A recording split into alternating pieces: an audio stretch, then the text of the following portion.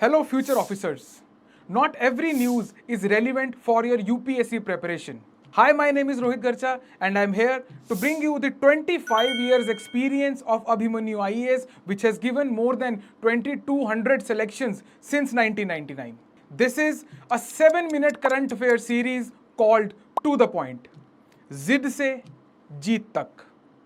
Hi everyone, बच्चे तो news ये है कि गवर्नमेंट ऑफ इंडिया ने 100% एफडीआई जो है वो अलाउ कर दी है for space sector in India, right. अब जो स्पेस है वो एक स्ट्रेटेजिक सेक्टर है, राइट। स्ट्रेटेजिक सेक्टर का अगर हम बहुत आसान भाषा में मतलब समझना चाहें तो strategic sectors are the one जिससे डायरेक्टली और इनडायरेक्टली आपकी नेशनल सिक्योरिटी भी जुड़ी होती है, राइट।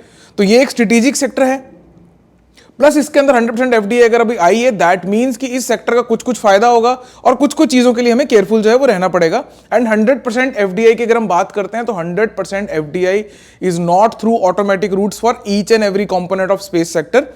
100% एफडीआई ऑटोमेटिक रूट के थ्रू एक पर्टिकुलर सेक्शन में ही अप्लाइड है। अभी भी there are many other arenas, right, जहां पे आपको गवर्नमेंट अप्रूवल की जरूरत पड़ेगी, वहां पे एफडीआई 100% एंड डायरेक्ट, जिसको ऑटोमेटेड कहते हैं, ऑटोमेटेड रूट नहीं अवेलेबल है, राइट। चलिए बच्चे, टॉपिक देखते हैं आज का।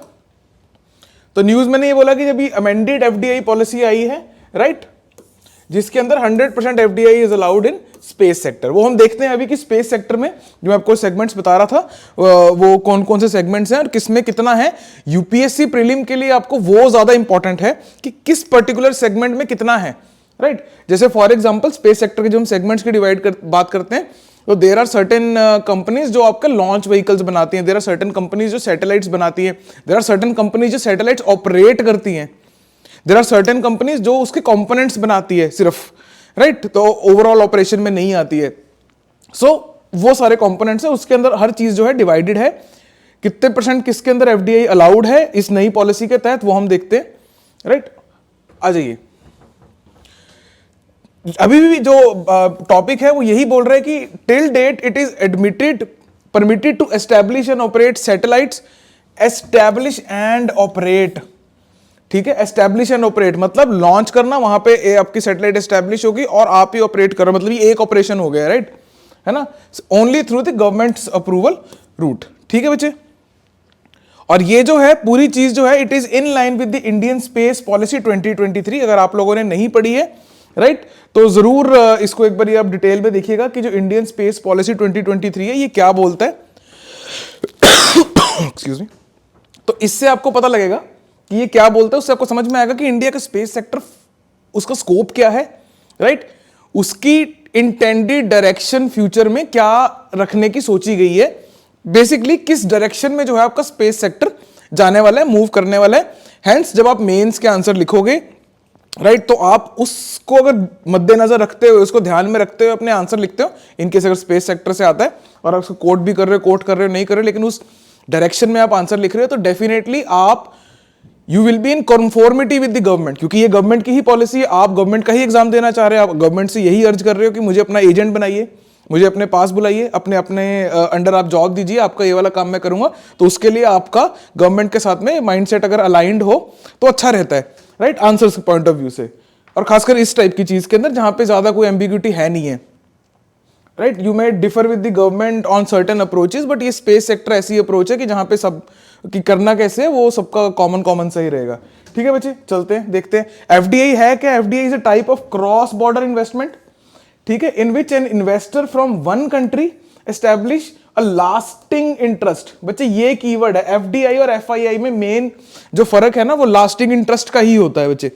तो एफडीआई इज जहां पे लास्टिंग इंटरेस्ट होता है कंपनी का, लॉन्ग टर्म इन्वेस्टमेंट टाइप चीज होती है ये।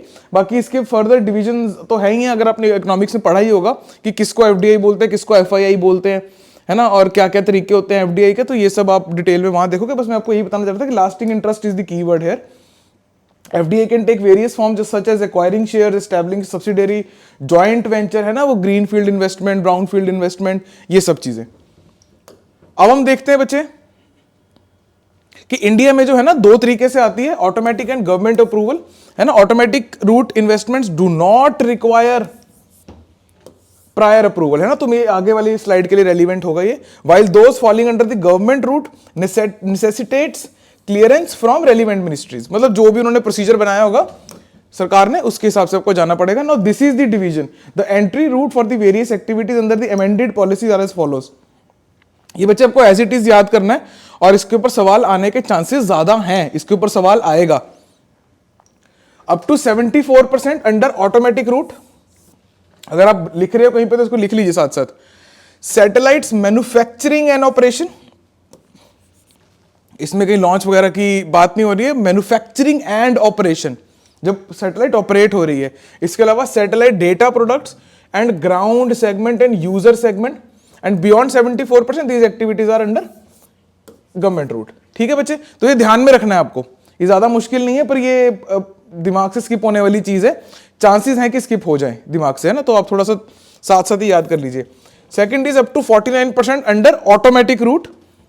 Launch vehicles and associated systems, launch vehicles and associated systems, इससे सब कुछ क्लियर हो गया. Anything to do with launch vehicles वो इस कैटेगरी में फॉल करेगा बच्चे. Creation of space ports for launching receiving spacecraft and beyond 49%, ये भी गवर्नमेंट रूट में चला जाएगा. Simple enough. Next is up to 100% under automatic route. Manufacturing of components and systems, सब systems for satellites, ground segments, user segments.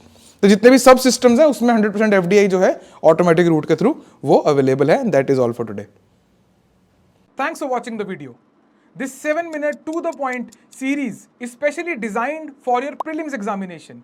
If you wish to cover your current affairs holistically for your mains as well as for your interview, please check out Abhimanyu IAS Current Affairs Master Course 2024.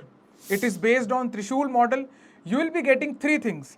Number 1, weekly classes. Number 2, weekly PDFs of current affairs. Number 3, weekly tests on current affairs. The link to join the course is given in the description below. Zid se jeet tak. And if you are ziddi enough, subscribe for regular updates. This tailor-made current affairs master course is enough for your preparation of current affairs for UPSC Civil Service Examination 2024.